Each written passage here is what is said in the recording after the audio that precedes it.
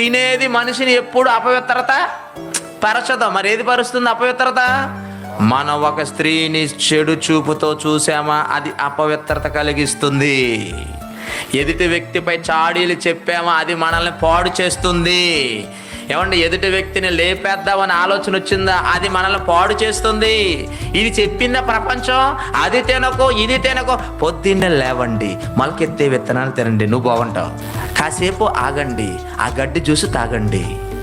ఒక అరగంట ఆగండి, ఉడకబెట్టిన ఎగ్గలో పచ్చసొనని తీసేసి తెల్లది మాత్రమే తినండి. అందుకే నేను చాలా ఆరోగ్యంగా ఉన్నానండి. ఒకనొక రోజు గుండె ఆగిపోయి చచ్చిపోతామండి. బాడీకి కావాల్సింది సప్లిమెంట్ ఇవ్వాలి కదా మనం. కొంతమంది 60 సంవత్సరాలు కొంచెం ఒళ్ళు వస్తుంది కదండి, దానికి భయం ఏంటండి? అయిన డైట్ ఫాలో అయిపోయి 20 ఒక సన్నగా ఉంటారండి. నేను భోజనానికి వస్తారు కదా, మంచి బిర్యానీ పెట్టాను, రొయ్యల బిర్యానీ వద్దు, చికెన్ వద్దు, కొంచెం వైట్ రైస్ గట్టెడు, దాంట్లో గట్టెడు పెరుగు, కొంచెం ఉప్పు, అయిపోయింది భోజనం. బతుకుతావు నువ్వు? 2 రోజులు తిండి మానేస్తే ఏం జరుగుతుంది చెప్పనా?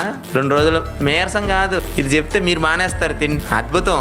2 రోజులు తిండి మానేస్తే పొట్ట ఇలా ఉంటుంది కదా మనదే, కొవ్వు కరగడం మొదలవుద్దంట. ఏమవుతుంది? కొవ్వు కరగడం మొదలవుద్దంట 2 రోజులు తిండి మానేస్తే. కొవ్వు ఎప్పుడైతే కరిగిందో పొట్ట తగ్గిందట. తర్వాత ఏమంటే శరీరంలో ఉన్నటువంటి చెడు పదార్థాలన్నీ బయటికి వచ్చేస్తాయట. అప్పుడు ఎలా ఉంటుంది తెలుసా? హ్యాపీగా ఉంటుందట. రోజు మాంసం, దుమ్ములు, చికెన్, మటన్, రొయ్యలు, పీతలు, చేపలు తినేసిన బాడీ కదా ఇది. ఇప్పుడు మిషన్ రెస్ట్ లేకుండా ఉండిపోతుంది కదా. ఇప్పుడు ఏం చేయాలి? 2 రోజులు మానేస్తే డైజెషన్, జీర్ణక్రియ మెరుగుపడుతుందట. అంటే నువ్వు ఇప్పుడు ఏది తిన్నా అరిగిపోద్ది 2 రోజులు తిండి మానేస్తే.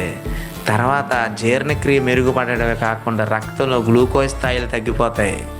తర్వాత రాత్రి చక్కగా నిద్ర పట్టిద్దట. తిండి 2 రోజులు మానేస్తే.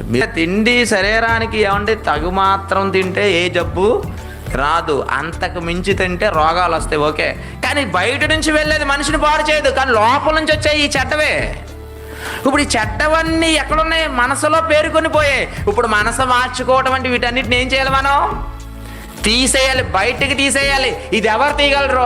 యేసు ఒక్కడే తీయగలరు.